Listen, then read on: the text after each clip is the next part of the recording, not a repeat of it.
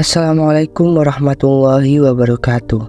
Selamat datang di Al-Kifah Palestina, channel yang akan membahas tentang perjalanan Palestina menuju kemerdekaannya. Kali ini saya akan membahas tentang surah Al-Isra ayat 4-7 dan kaitannya dengan situasi terkini perang Israel dan Palestina. Surah Al-Isra adalah surah ke-17 dalam Al-Quran yang terdiri dari 111 ayat. Surah ini dinamai Al-Isra yang berarti perjalanan malam karena di awal surah ini Allah Subhanahu wa Ta'ala menceritakan tentang peristiwa Isra Mi'raj, yaitu perjalanan malam Nabi Muhammad SAW dari Masjidil Haram ke Masjidil Aqsa dan kemudian naik ke langit untuk bertemu dengan Allah Subhanahu wa Ta'ala. Dalam video ini saya akan menjelaskan tentang apa isi dan makna dari ayat 4-7 surat Al-Isra, yang menjelaskan tentang 2 kali kerusakan dan penaklukan yang akan dilakukan oleh Bani Israel di muka bumi. Dan 2 kali pula mereka akan ditaklukkan oleh musuh-musuh mereka yang kuat. Bagaimana ayat-ayat ini berkaitan dengan situasi kekinian yang menunjukkan bahwa ayat-ayat ini mengandung berita yang benar dan pasti terjadi, sebagaimana yang telah diungkapkan oleh Allah Subhanahu wa Ta'ala dalam Al-Quran sejak 15 abad yang lalu. Apa implikasi dan pelajaran yang dapat kita ambil dari ayat-ayat ini? Sebagai umat Islam yang harus menyadari, bersatu, berpegang teguh, bersabar, dan berharap kepada Allah Subhanahu wa Ta'ala. Jika Anda tertarik dan dirasa bermanfaat, tonton videonya sampai habis dan jangan lupa untuk berlangganan di channel ini dengan klik subscribe untuk lebih tahu dan memahami tentang kabar Palestina. Dalam surah Al-Isra, Allah Subhanahu wa Ta'ala menyampaikan berbagai macam hukum, kisah, nasihat, dan peringatan bagi umat manusia, khususnya umat Islam dan Bani Israel. Salah satu bagian yang sangat menarik dan relevan dengan situasi terkini adalah ayat 4 dan 7 yang berbunyi, "Dan kami tetapkan bagi Bani Israel di dalam kitab, sesungguhnya kamu akan membuat kerusakan di muka bumi ini 2 kali. Dan sesungguhnya kamu akan berlaku sombong dengan kesombongan yang besar. Maka apabila datang janji Allah untuk mengerjakan yang pertama di antara keduanya, kami datangkan atasmu hamba-hamba kami yang mempunyai kekuatan yang hebat. Maka mereka merambat masuk ke dalam rumah-rumah dan ingatlah, janji itu adalah suatu janji yang pasti terjadi. Kemudian kami kembalikan kepadamu kelebihan atas mereka, dan kami tolong kamu dengan harta dan anak-anak, dan kami jadikan kamu lebih banyak. Kami berfirman, jika kamu berbuat baik, maka kamu berbuat baik bagi dirimu sendiri. Dan jika kamu berbuat jahat, maka kerusakan itu bagi dirimu sendiri. Maka apabila datang janji Allah untuk mengerjakan yang kedua, kami datangkan mereka untuk menghinakan wajahmu dan untuk masuk ke dalam masjid sebagaimana mereka masuknya kali yang pertama, dan untuk menghancurkan apa saja yang mereka dapat dengan hancur luluh." Apa isi dan makna dari ayat-ayat ini? Mari kita simak penjelasannya. Ayat-ayat ini menjelaskan tentang 2 kali kerusakan yang akan dilakukan oleh Bani Israel di muka bumi. Dan 2 kali pula mereka akan ditaklukkan oleh musuh-musuh mereka yang kuat. Ayat ini juga menegaskan bahwa segala perbuatan manusia akan kembali kepada dirinya sendiri, baik kebaikan maupun keburukan. Ayat ini juga mengandung isyarat tentang masa depan Bani Israel yang akan berkaitan dengan umat Islam dan Masjidil Aqsa. Bani Israel adalah keturunan Nabi Ibrahim dari jalur Nabi Ishak dan Nabi Yakub yang juga disebut dengan Israel. Mereka adalah umat pilihan Allah yang diberikan banyak nikmat, anugerah, dan keistimewaan seperti kitab Taurat, para nabi, tanah Palestina, dan lain-lain. Namun, mereka juga sering melanggar perjanjian, mengingkari nikmat, membunuh para nabi, menyembah berhala, dan membuat kerusakan di muka bumi. Allah Subhanahu wa Ta'ala telah menetapkan bagi mereka di dalam kitab, yaitu kitab Taurat dan Al-Quran, bahwa mereka akan membuat kerusakan di muka bumi ini 2 kali. Dan sesungguhnya mereka akan berlaku sombong dengan kesombongan yang besar. Kerusakan dan kesombongan ini dapat berupa penyimpangan dari ajaran Allah, penolakan terhadap para nabi, pembunuhan terhadap orang-orang yang beriman, penindasan terhadap orang-orang yang lemah, pengerusakan terhadap tanah dan bangunan, dan lain-lain. Allah Subhanahu wa Ta'ala juga telah menjanjikan bahwa apabila datang waktu untuk mengerjakan yang pertama di antara keduanya, yaitu kerusakan dan penaklukan yang pertama, maka Allah Subhanahu wa Ta'ala akan mendatangkan atas semua hamba-hambanya yang mempunyai kekuatan yang hebat, yaitu musuh-musuh Bani Israel yang akan mengalahkan, menaklukkan dan menghukum mereka atas kejahatan-kejahatan mereka. Mereka akan merambat masuk ke dalam rumah-rumah, yaitu rumah-rumah Bani Israel, dan mengambil apa saja yang mereka inginkan. Dan janji Allah Subhanahu wa Ta'ala itu adalah suatu janji yang pasti terjadi, yaitu tidak akan berubah atau batal.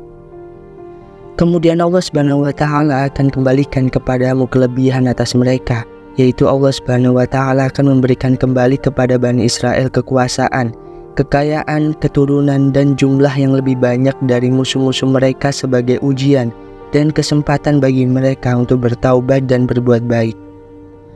Allah Subhanahu wa Ta'ala juga akan tolong kamu dengan harta dan anak-anak, yaitu Allah Subhanahu wa Ta'ala akan memberikan kepada Bani Israel harta yang banyak dan anak-anak yang saleh sebagai nikmat dan karunia bagi mereka yang bersyukur dan beriman.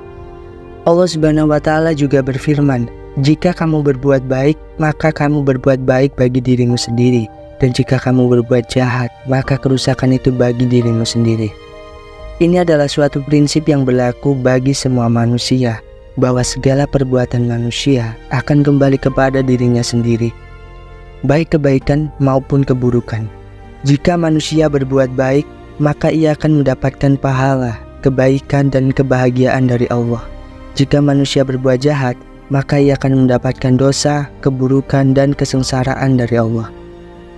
Tidak ada yang akan menanggung beban orang lain, dan tidak ada yang akan mendapatkan hasil dari usaha orang lain.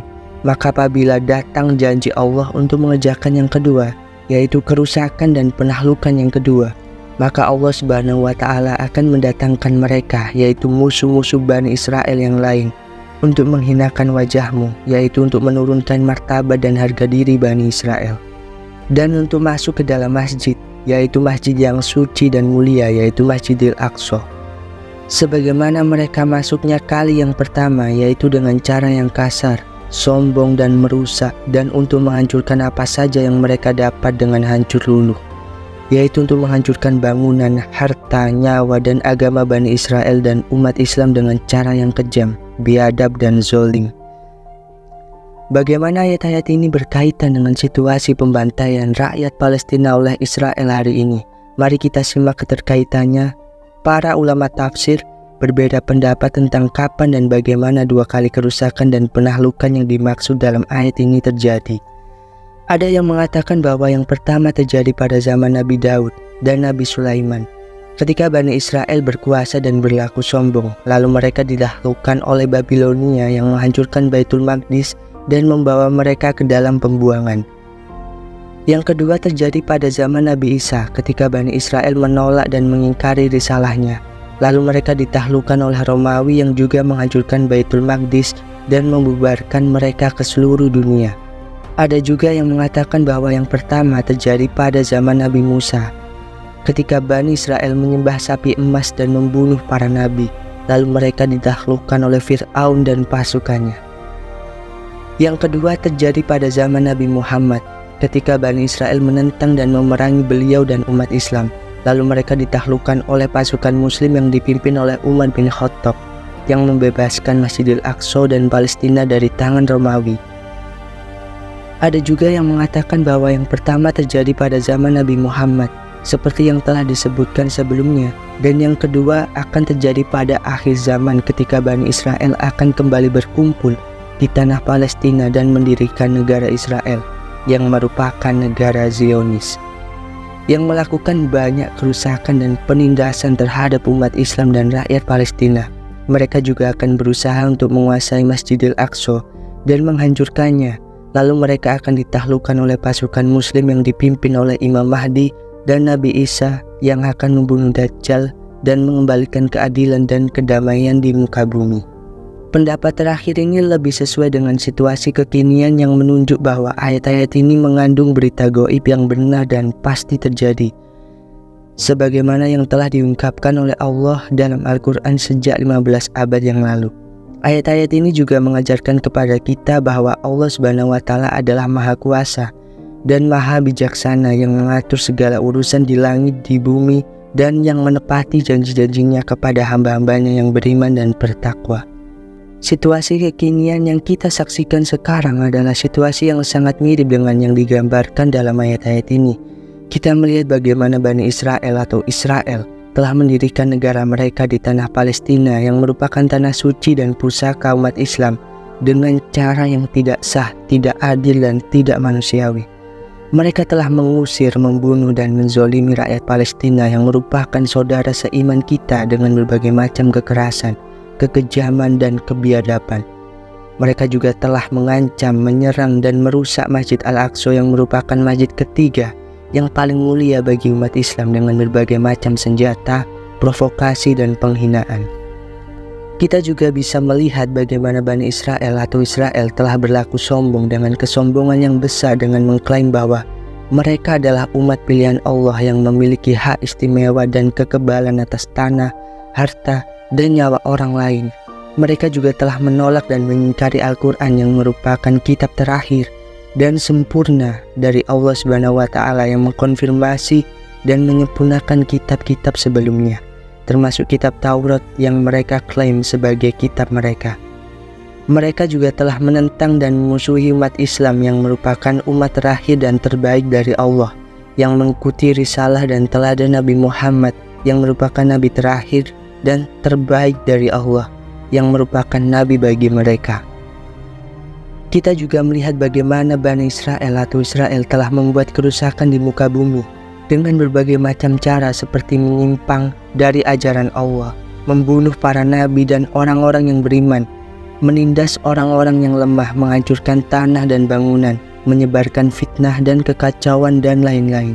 Mereka juga telah melakukan propaganda dan program-program sosial yang sebenarnya hanya bertujuan untuk menguatkan posisi dan kepentingan mereka, bukan untuk menyebarkan kebaikan dan kesejahteraan bagi seluruh manusia.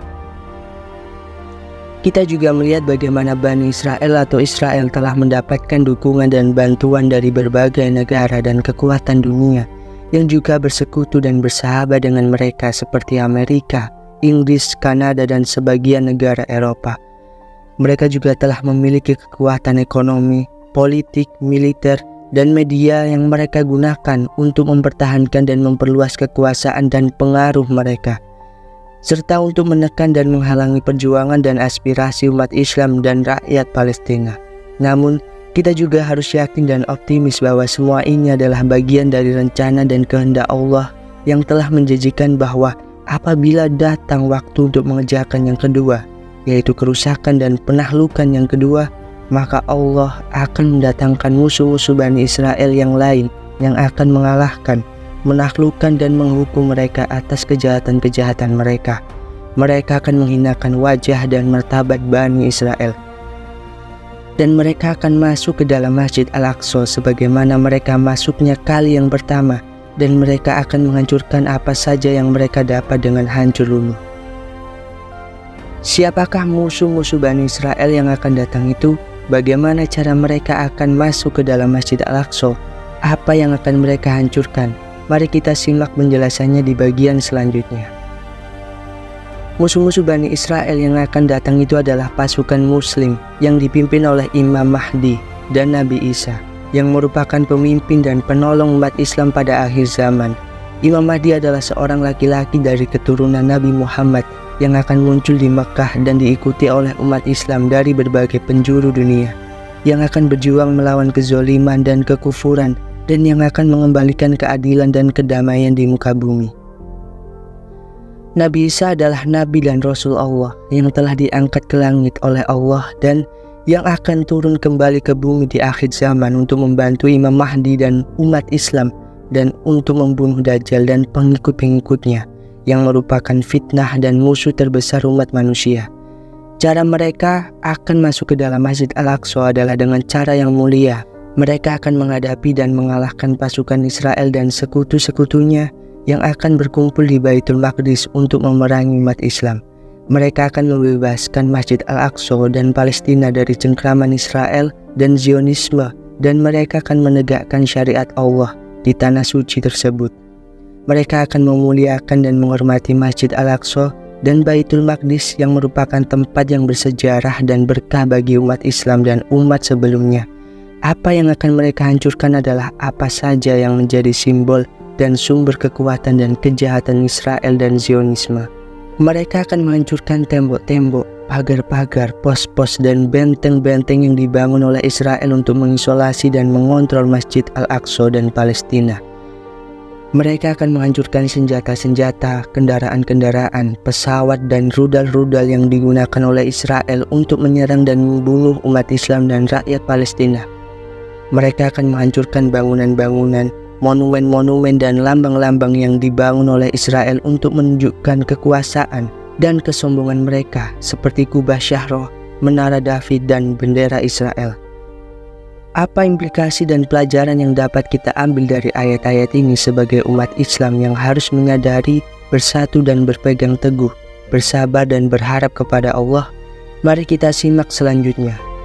Ayat-ayat ini memiliki implikasi dan pelajaran bagi umat Islam. Di antaranya adalah umat Islam harus menyadari bahwa Bani Israel adalah musuh yang nyata dan berbahaya, yang memiliki agenda dan strategi untuk menghancurkan umat Islam dan menguasai tanah suci Palestina.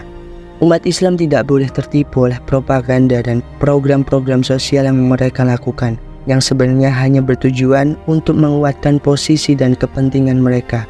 Umat Islam harus bersatu dan solidaritas dalam membela hak-hak dan kehormatan umat Islam, khususnya di Palestina dan Masjid Al-Aqsa yang merupakan tanah suci dan pusat peradaban Islam. Umat Islam tidak boleh terpecah belah dan saling bermusuhan, karena hal itu hanya akan melemahkan dan menguntungkan musuh-musuh Islam. Umat Islam harus berpegang teguh kepada Al-Quran dan Sunnah yang merupakan sumber hukum, petunjuk, dan kebenaran. Umat Islam harus mengikuti teladan Nabi Muhammad yang merupakan pemimpin, suri tauladan, dan rahmat bagi seluruh alam. Umat Islam harus menghidupkan kembali semangat jihad dan dakwah yang merupakan kewajiban dan tanggung jawab setiap muslim. Umat Islam harus bersabar dan berharap kepada Allah yang merupakan pelindung, penolong, dan pemberi kemenangan. Umat Islam harus berdoa dan beristighfar yang merupakan senjata dan perlindungan setiap muslim. Umat Islam harus yakin dan optimis bahwa Allah akan menepati janjinya dan bahwa akhirnya adalah untuk orang-orang yang bertakwa. Demikianlah penjelasan kami tentang surah Al-Isra ayat 4-7 dan kaitannya dengan situasi terkini Israel dan Palestina. Semoga ada yang bisa dipetik meskipun sedikit, seenggaknya pelan-pelan kita bisa menjadi umat yang lebih baik. Jangan lupa like dan subscribe kalau kalian suka konten seperti ini, dan jangan lupa share biar lebih banyak orang yang tahu.